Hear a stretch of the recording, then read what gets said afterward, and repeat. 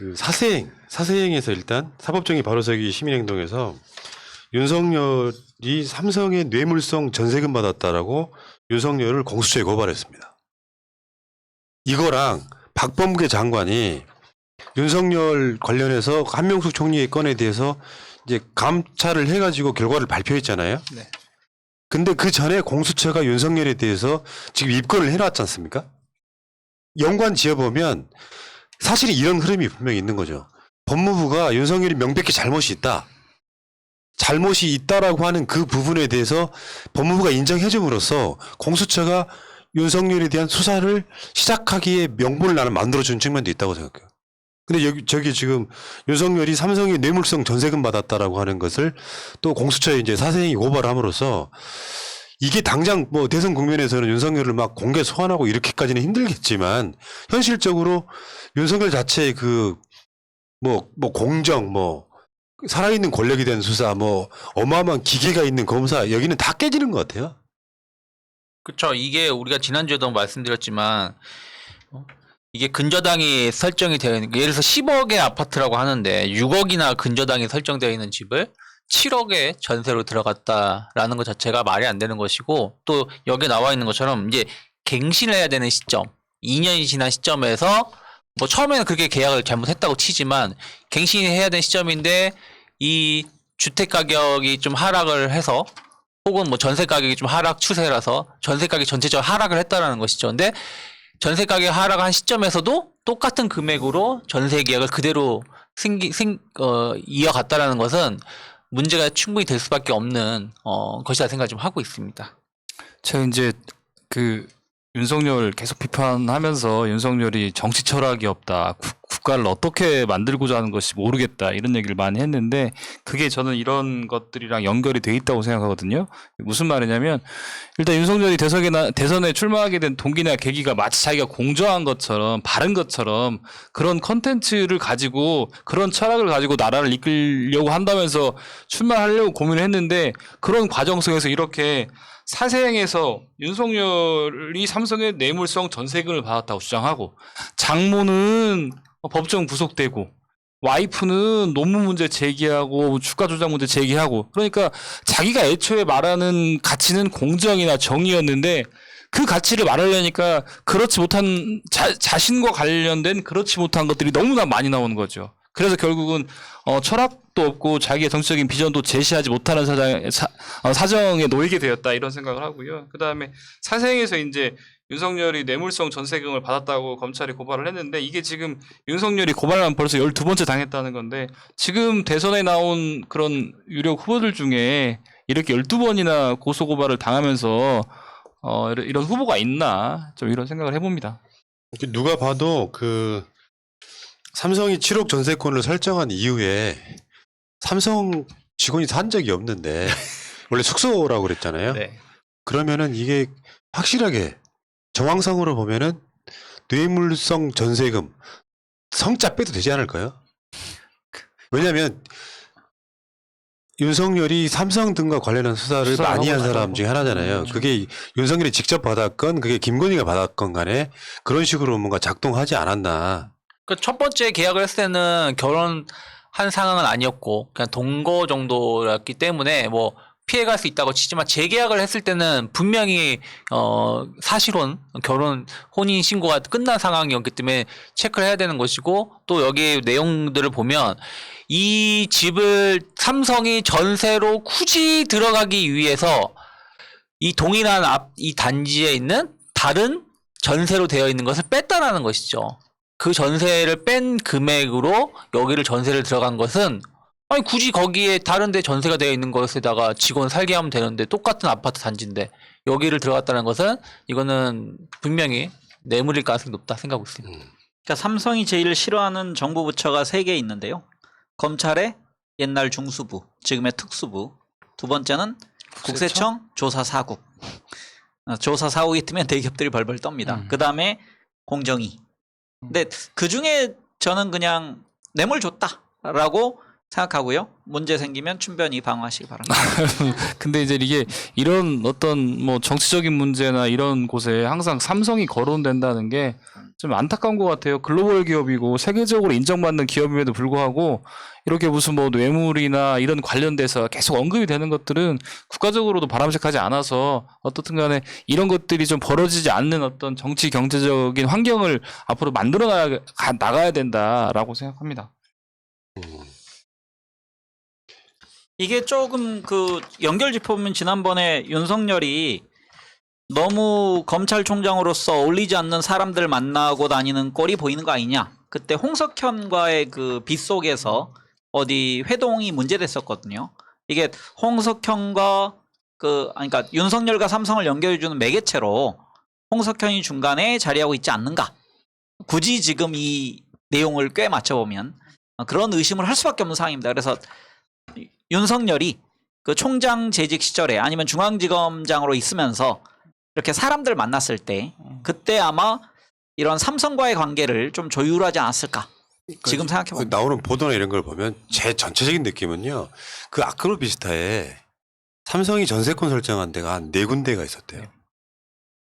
그럴 때는 그게 주위가 어디야? 검찰, 법원이 몰려있는 곳이잖아요. 그런 식으로 이렇게 예를 들면 어떤 비밀 회동 장소가 될 수도 있고 갑자기 확 그러니까 그런 방식으로 이렇게 서비스 제공하는 경우 있을 수 있잖아요. 안가처럼 진짜 안가가 될 수도 있고 느낌이 확 그런 오는데요. 방식으로 약간 로비용으로 쓴 게 아니냐 이런 생각이 들고 이거를 그냥 윤석열이 알았든 몰랐건 상관없이 이거를 실제로 취했다면 그 자체가 뇌물인 거잖아요. 윤석열이 남편으로 있는 한? 왜 그거 있잖아. 노 대통령이 뭐 권양숙 여사가 박연차로부터 뭘 얼마를 빌렸다 이것도 다 뇌물로 봤던 측면이 있기 때문에 이 부분은 저는 윤석열이 갖고 있는 그 윤석열 그 가족의 그 비리 그러니까 윤석열은 겉에는 뭐 건들건들 뭐 대단히 무슨 정의로운 검사인 척 봤지만 결론적으로 말해서 자기가 누릴 거 다 누린 검사에 가깝다 이렇게 봐요. 아까 장모 사건을 자기 청문회 때 처음 들었다고 말하는 게 얼마나 비인간적이에요. 이미 결혼하고 벌어진 사건인데 자기 장모가 쏙 빠져나갔으면 누가 봐도 검사 사이가 봐준 거 아니야. 장모님 책임 면제각서 쓰시면 됩니다라고 알려준 게 윤석열일 가능성이 높아요. 그걸 국민들이 믿는다고. 삼성 수사하면서 홍석현 만나서 술 처먹는 거 얘는 조선일보 관련해가지고 그 방씨 만나고 술 먹는 것도 마찬가지잖아요. 이런 비인간적인 새끼가 대한민국의 검사였다고. 왜 저를 쳐다보고 아니 저 그냥 그래도 법조계 변호사입니다. 몸담고 있으니까 물어보는 거야. 근데 참 이게 더 막 그 뇌물로서 심증이 굳어지는 게 삼성에서 뭐 예를 들면 그동안 뭐 주택을 관리하거나 그런 사람들의 말을 들어보면 삼성이 이렇게 허술하게 뭐 실거래가보단 뭐 더 뭐 전세금을 한다거나 이런 게 아니라 1순위가 아니면 그 전세계약 체결하지 않았다 그러는데 이 아크로비스타 같은 경우는 전혀 뭐 그런 게 아니니까 심증이 더 가는 것 같습니다.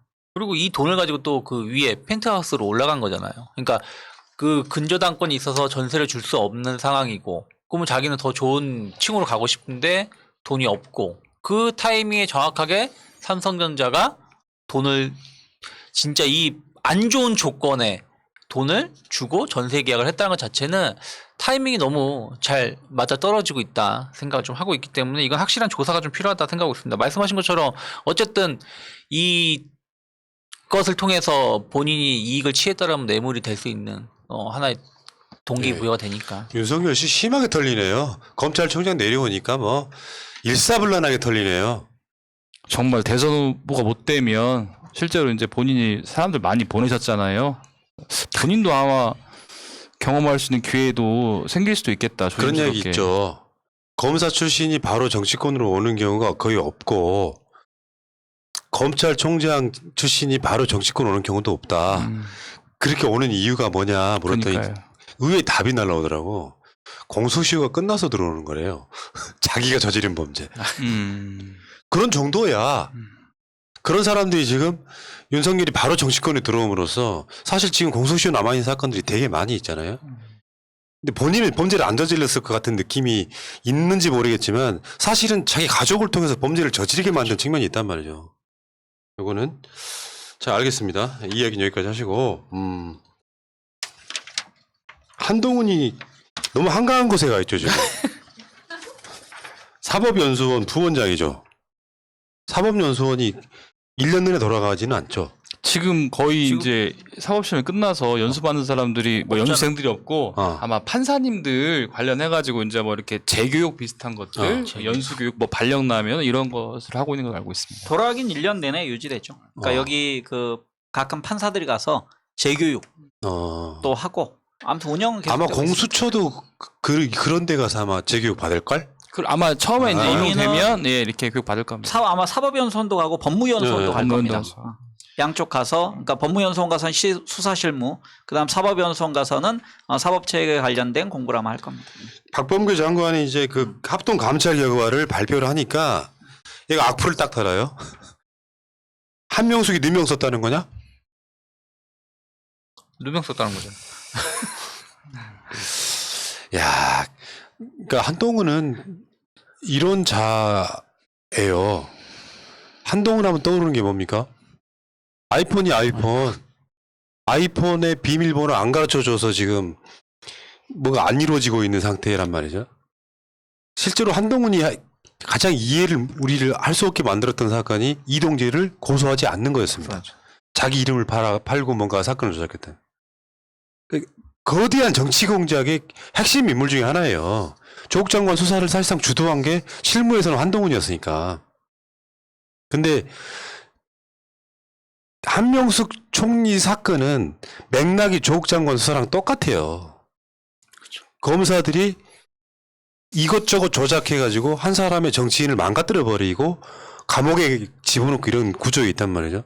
어저께 박범계 장관이 나는 그 박범계라고 하는 캐릭터를 다 씹었던 게 뚝심도 있고 인사를 하는 거 보니까 대단하더라고요. 그 과정에 대검의 고검장들과의 결정은 받아들인다. 다만 합동감찰로 진상을 밝히겠다라고 하여튼 그런 뚝심들을 보여주는데 여기 악플 달고 자빠졌어요. 얘한테는 반성이 하나도 없어요. 그러니까 이제 한동훈이 이제 어제 박범계 장관 한 말이 뭐였냐면 자기가 이제 수사주의권을 발동했었는데 예를 들면 일단 그 한명숙 전 총리 재판 관련해가지고 그 이제 그 업자 있잖아요. 업자랑 같이 빵에 있던 그런 동기들한테 검찰들이 불러다가 그 한 씨가 뇌물 줬다는 얘기를 했지 이런 연습을 뭐 100회 이상 시켰다는 어떤 그런 것들이 있는데 그 부분 관련해가지고 이제 그 최종적으로 검찰이 불기소 처분해서 그 실체나 내용 뭐 한명숙 장관의 어떤 실체나 내용을 다투는 게 아니라 수사 관행에 대해서 한번 전체적으로 감찰을 하겠다 이런 내용이었고 그리고 앞으로 어떻게 검찰이 사건을 배당하는지 검찰 구성은 어떻게 이루어지는지 그리고 증인들을 면접할 때 어떻게 개선할 것인지 이런 거를 할 거라고 말씀하셨고 그리고 앞으로 뭐 피의사실 공포에 관련해서도 어떤 가이드라인으로 어떻게 해야 잘 될 것인지에 대해서 감찰을 한 것인데 갑자기 여기다가 뭐 사적인 감정을 풀듯이 누명을 썼다는 것인가 아니면 뭐 이런 내용이랑 전혀 관련 없는 내용인데 왜 이렇게 감정적인 반응을 하시는지를 잘 모르겠습니다. 그 한동훈 씨가. 그리고 그 한명숙 총리 사건의 가장 핵심 중에 하나 오해 이준 교사가 엄희준이라고 이제 검사잖아요. 핵심 인물이 윤석열 라인이에요. 무슨 말이 더 필요해? 한동훈이나 엄희준이나 윤석열이나 다 똑같은 놈들인데 그러면 역사가 발전하려면요 지나간 과거 사건에 대해서 최소 문무일처럼 사과는 몇 개는 해야 됩니다. 형제복지원 사건 같은 거 사과하잖아요. 그래야 역사가 발전이 있는 거지. 한명숙 총리 사건은 누가 봐도 이게 사실 객관적 증거나 증언들이 있지 않습니까? 그런데 한명숙이 누명 썼다는 거냐 이런 식으로 전혀 반성 없이 본인 자체도 지금 사건에 연루돼 있는 자잖아요. 나 이런 애들은 잡아다 사형시켜버렸으면 좋겠어. 농담하는 게 아니라 자기를 사법연수원으로 좌천했기 때문에 박범계 장관한테 더 감정이 남아있겠지만 이딴 식으로 수사하고 이렇게 행동하는데 얘가 만약에 수사부서에 있었다면 중앙지검장도 됐다면 대선에 개입할 거 아니에요. 정치적인 검사이기 때문에 수사부서로 안 나가겠다고 하니 비수사부서로 보내는 건 당연한 거잖아요. 그러니까 우리가 정권이 만약에 넘어간다면 여러 가지 그 최악의 시나리오들이 여러 개 있잖아요. 뭐 한반도가 다시 대결 국면이 되고 뭐 일본과의 어떤 관계가 되고 그다음에 문재인 대통령이 했던 모든 게 넘어가는데 저는 검찰에 관련돼서는 한동훈이 이렇게 버틴 이유는 정권 교체를 기다리고 있다고 생각하거든요. 그러니까 만약에 넘어가면 한동훈이 중앙지검장 되고 검찰총장 되는 꼴을 아마 봐야 될 겁니다. 근데 그 시나리오를 한번 이제 우리가 생각하면 아찔하죠. 끔찍한데. 아니 나도 그런 생각을 했는데 현실적으로는 어려울 거예요. 왜냐하면 그렇게 단독샷을 많이 받으신 분은 그 당시 야당에서 봐주기 힘들죠. 논란거리 때문에. 그러니까 그건 충분히 이해가 되고 나는 오히려 한동훈이 다음 총선 때 출마를 봅니다. 그 우병우 케이스라고 봐요. 극렬하게 윤석열의 대리인 정도가 이미지가 바뀌면 중앙지검장이나 검찰총장 되기는 좀 힘들지 않을까 현실적으로. 노골적으로 비판을 받을 테니까. 일단 저는 해보려고 생각합니다. 그러니까 그 청문회를 예를 들어서 정면 돌파하겠다. 그리고 오히려 민주당이 지금 180석으로 상징되는 야당의 반대를 오히려 더 촉발시키기 위해서 이렇게 국정에 협조 안 한다. 일부러 한번 내세울 수도 있다라고 생각하고. 아니, 그러니까 카드는 써먹긴 나름이겠죠. 근데 한동훈은 사실상 윤석열 아바타에 가까워 보이는데 노골적으로 세울 수 있을 정도면 정말 뻔뻔한 새끼들이고요. 워낙에 뻔뻔한데. 뻔뻔하니까. 뻔뻔해야 돼. 아무튼 한동훈 자체가 이렇게 깐족거리는 거예요. 사법연수원이 일 좀 시켜. 어디 나무에 물이라도 좀 줘. 사역이라도 좀 시켜야지. 부원장이면 진짜 할 일이 별로 없지 않을까요? 뭐 좀 다른 이야기인데 짧게 하나만 언급하고 갈게요. 서울대에서 청소노동자분이 돌아가셨잖아요. 네. 근데 그 무슨 영구동인가 뭔가 가면은 5층짜리 건물인데 엘리베이터가 없대요. 근데 오래된. 코로나 때문에 사람들이 밖에 안 나오고 그러니까 뭘 많이 시켜 먹을 거 아니야. 쓰레기는 거의 한 5배가 늘어난 거예요. 그 엘리베이터가 없는 건물을 왔다 갔다 하면서 그분은 들어오셔가지고 평상시에 안 그런 분인데 그 잠깐 쉬는 방이 하나 있어. 거기 뭐 테이블도 없어. 그냥 방바닥이에요. 창고 같은. 그 창고 같은 데다가 이렇게 이불을 깔고 누워서 주무시다 돌아가셨더라고요. 아이고. 근데 이제 문제는 그 서울대에서 이 양반들을 시험을 본 거잖아요. 네. 안짜시. 이제 그게 이제 약간 이쪽에 뭐 서울대에 청소하시는 분들의 품위 유지라는 거잖아요. 한자도 막 알아야 되고 논술 시험도 봐야 되고 논술 그 일종의 갑질일 수 있단 말이죠. 질 수 있죠. 그래서 이제 그게 서울대에서는 그거를 자기 쉴드라고 하는 말이 외국인 학생도 상대해야 되기 때문에 청소하시는 분도 소양이 있어야 된다고 그러는데 님이 비겁한 서울대에 온 외국인들이 한국말 못하면 그게 더 이상한 거지. 그러다가 돌아가셨어요. 과로나 이렇게 과로로 인한 심장마비 정도로 느껴지는데 거기에 대놓고 그 서울대 한동훈 윤석열 이런 애들이 다 그 서울대 그 엘리트주의로 지금 버티고 있는 애들 아닙니까? 서울대 안 나온 걸 고맙게 생각해야 되는구만요. 아니 청소한다고 무식할 이유는 없지만 그 사람들한테 업무 전혀 상관없는 그 서울대 청소하시는 분들은 한자를 알아야 됩니까? 영어를 알아야 됩니까? 또 정식적으로 출근복 제대로 지키고 출퇴근하라고 했다고 그러더라고요. 그러니까 그 돌아가신 분이 여성분이신데 상당히 고급스럽게 입고 출근을 해요. 그러니까 저는 그거 보면서 세상을 역지사지하지 않는다. 그러니까 서울대 교수 뭐 학생처장 할 정도면 최고의 엘리트고 나중에 총장 후보로 물망에 오른 사람이잖아요.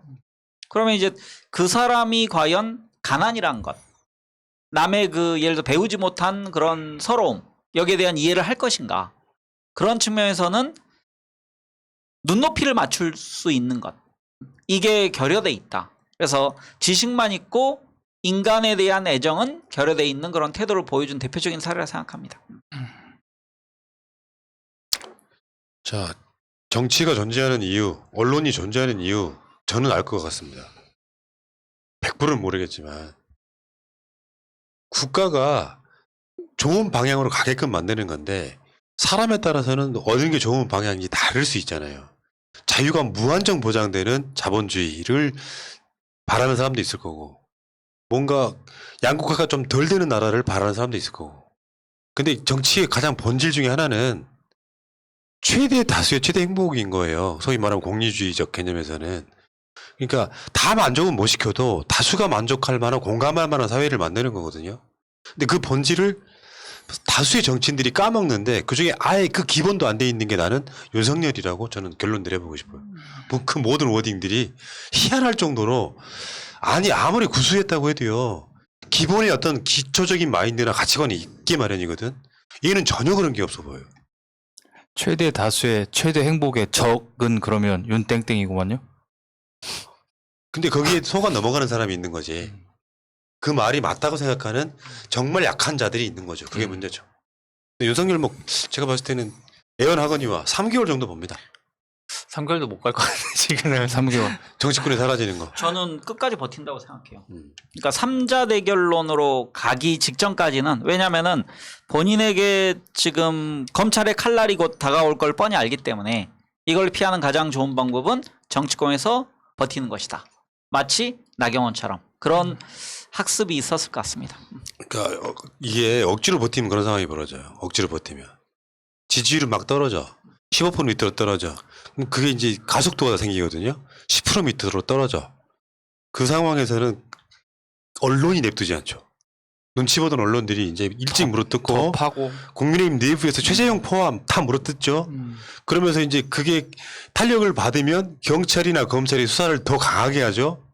버티기 힘들걸요. 조국 장관만큼만 털려보세요. 버틸 수 있는지. 자, 알겠습니다.